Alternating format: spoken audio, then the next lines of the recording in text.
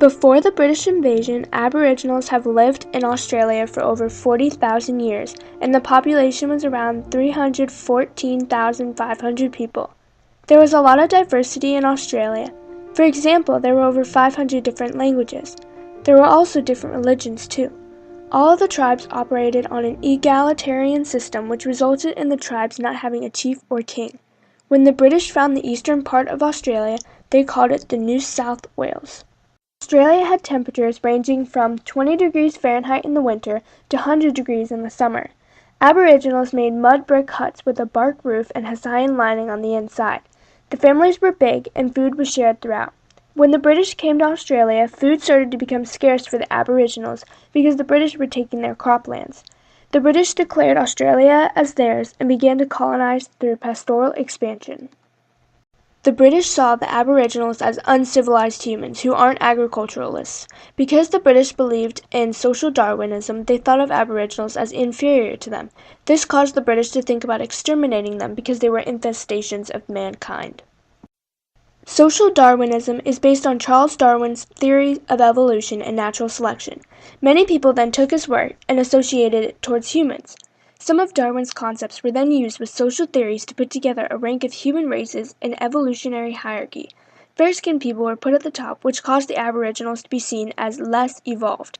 By using social Darwinism, the British justified the exploitation of Aboriginals by relating them to animals. Survival of the fittest was also used to justify the killings of the Aboriginals. The Aboriginals were seen as the weakest, therefore the British thought they were destined to be killed sooner or later. The Aboriginals were forced to move from their homes into reserves. In the reserves, they were ordered around by the manager, who watched them day and night. The British during this time were trying to stop Aboriginals from moving. They also prevented general contact with the white settlers. Therefore, they cut off and separated the Aboriginals from the whites. The British had the right to confiscate property and belongings. They also had power of their food, clothing, education, employment, and even the right for some people to marry. Last but not least, they had control of Aboriginal children. This was an important part to the genocidal events against the Aboriginals. The Aboriginal population began to decrease because of the diseases the British brought with them and starvation. Since the Aboriginals didn't have natural immunity to these diseases, they died.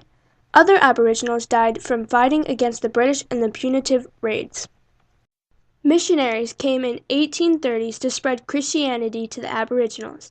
They tried to convert the Aboriginals to Christianity, but the natives were defiant to any means of persuasion.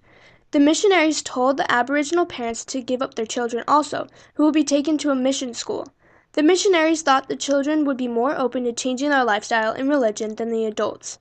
A second wave of missionaries came in during the 1870s. During the second wave, they saw their duty as caring for a dying race and training the half-caste population for domestic and rural labor. Many settlers and missionaries began to take children away from their families. This event is known as the Stolen Generations. From 1915 to 1969, the British government separated children from their families at rates as high as 20 to 40 children for every 100. The British took the children from their families because they thought that would make them more susceptible to accept a European society. Many of the British settlers found the children in the bushes where the parents would put them to hide. The British settlers would take them, thinking that their parents had died from diseases or had neglected the child. They thought they were saving these children's lives. Because of dehumanization, the British people weren't thinking about the children or their parents' feelings. They thought the moms wouldn't care because they didn't have the same human feelings as white people. Aboriginals were seen as inferior to whites, which justified their exclusion from the moral community with whites. They thought the natives wouldn't feel this tragic event or the things the British were doing to the natives' children as punishable. The British also believed in absorption. They believed through eugenics that the superior race would dominate over an inferior race in mixed races, that Aboriginal blood would be bred out of the half-caste individuals. The half-caste would only be allowed to marry whites and have children with them, causing the native blood to become recessive. After the children were taken from their families, they were either sent to labor homes or were put into foster care to be adopted. In the 20th century, many of the Aboriginal children were adopted or fostered by white families. The white families were seen as good people when they took in these children and were praised for their selflessness.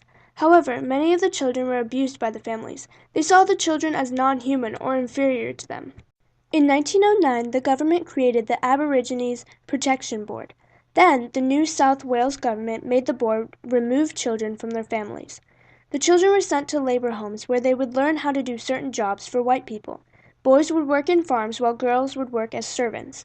Many of the jobs lasted for 7 to 8 years, and the children worked long hours but weren't paid much. They would work from when they were about 13 years old to when they were 21. Margaret Tucker was a girl who was sent to a labor home for 2 years to learn how to become a domestic servant. In the training home, she was treated harshly, getting beaten by a wooden board for doing something wrong. When she finished her training, she was sent to work in Mrs. Smith's house.